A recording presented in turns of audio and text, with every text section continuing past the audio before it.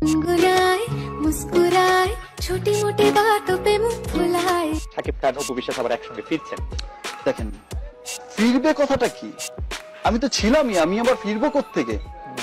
আপনি অপুর যদি একটা ভাষ্য দেখেন না, আপনি সেখানেই দেখবেন, ইন্টারভিউতে দেখবেন, সে বলছে যে হ্যাঁ সে তো দুদিন আগেও এসেছিল, আমার ছেলেকে নিয়ে বাইরে ঘুরে বেরিয়েছে।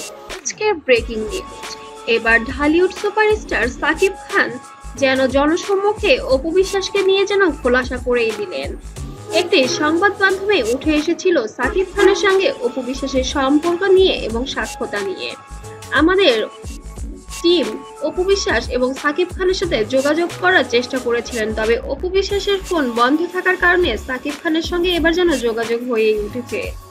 সাকিব খানকে আমরা জিজ্ঞাসা করেছিলাম আপনার অপু বিশ্বাসের সাথে সম্পর্কটা কেমন যাচ্ছে আর বর্তমানে কি আপনারা একসঙ্গে থাকছেন কিনা। সাকিব খান এক বাক্যে উত্তর দিয়ে বলেন, আপনারা বরাবরই কেন এই ধরনের প্রশ্ন করেন?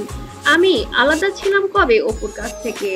আমি আর অপু তো একসঙ্গেই থাকছি। আমি তো গতকালকেও গিয়েছিলাম অপুর বাড়িতে, বেশ কিছু টাকাও দিয়ে এসেছি। আপনারা ইতিমধ্যে অপুর মুখেও বিষয়টি শুনতে পেরেছেন অবশ্যই।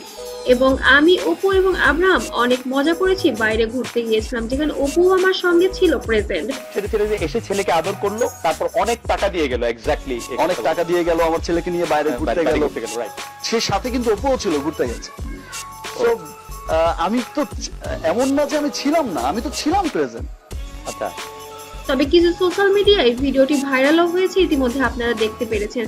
তারপরেও কেন এই বিষয়টা নিয়ে আমাকে অবান্তর প্রশ্ন করেন? আমাকে আমার কাজের দিকে ফোকাস করতে দিন।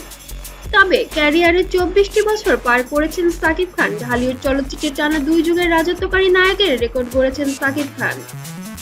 তবে তার সে ক্যারিয়ারের পিছনে অবদান রয়েছে অপু বিশ্বাসের, যা কোনোভাবেই অস্বীকার করতে চান না ঢালিউড সুপারস্টার। যে কারণে এবার অপুর উপর কৃতজ্ঞতাও জানিয়েছেন এই ঢালিউড কিং। তবে ঢালিউড কিং যেন বরাবরের মতোই অপু বিশ্বাসকে সবসময় তার স্ত্রী এবং সম্মানের জায়গা থেকে অনেক উচ্চতায় রাখতে দেখা গেছে, যেটা বুবলির ক্ষেত্রে কখনোই প্রকাশ পায়নি।